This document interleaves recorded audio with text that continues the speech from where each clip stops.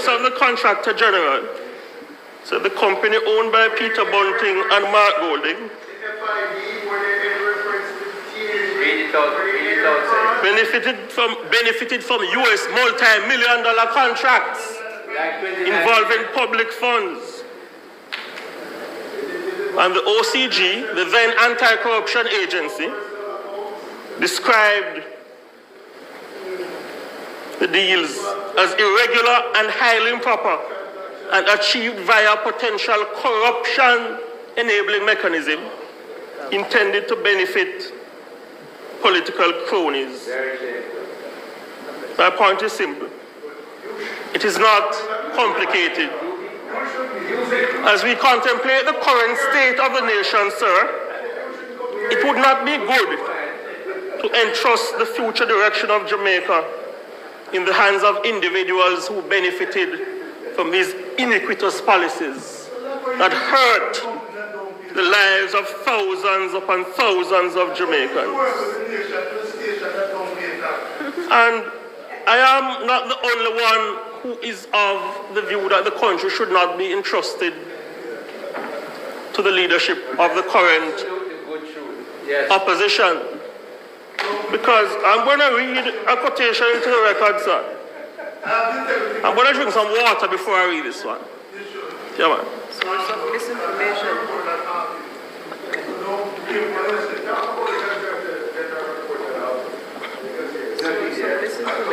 I'm going to button my jacket as well.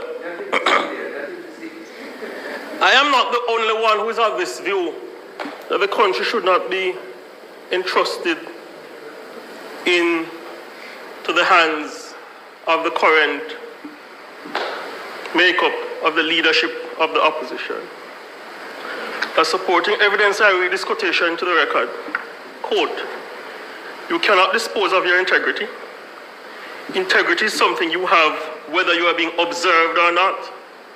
He launched his campaign on a platform of integrity, and he has abandoned it. He has abandoned it for political expediency. That disqualifies him from leading the party, and it disqualifies him from leading this great country. End of quote. Those, sir, are the words of Opposition Senator Donna Scott Motley. Words uttered a few years ago concerning the individual who she happens to sit beside, the opposition Senate leader, when he was mounting a campaign to lead the PNP. Yes, this disqualifies him from leading the party, and disqualifies him from leading this great country. I cannot believe I'm saying this, but I concur with the words uttered then by Senator Scott Motley. There's a saying in Jamaica, sir. If a sea creature goes to the bottom of the ocean and tell you say deep, you better believe him. I put it to you, sir.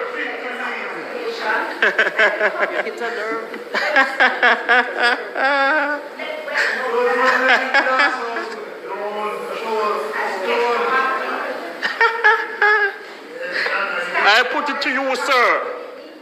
Even by the submissions of their very own, the current leadership of the opposition is not qualified to lead Jamaica. And sometimes younger folks listen to us speaking in the parliament. Sometimes younger folks, sir, listen to us speaking and say, boy, I wonder if Fitz-Henley is making a big deal about what transpired before and cautioning that we can't afford to go back to that era of governance. A former PNP cabinet minister described the FinSAC era as the greatest transfer of resources from the poor to those who are well off since slavery was abolished. Wow.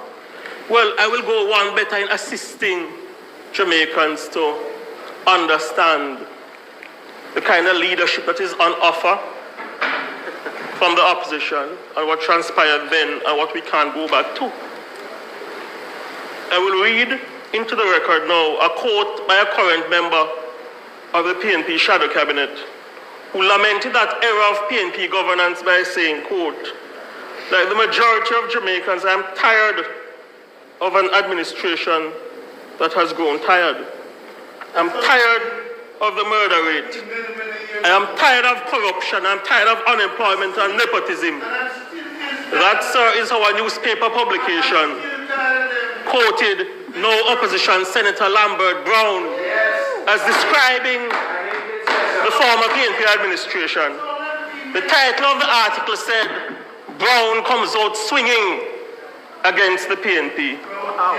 The state of the nation, sir, is such that the opposition has not shown that it has grown from that era, which Senator Brown rightly described as characterized by corruption, high murder rate, and nepotism. And they have shown that they don't have a grasp of how to operate an economy in a way that enumerates the benefit of Jamaicans. Even by the words of their own, sir, the current opposition cannot be trusted with governing Jamaica. Even by their own words.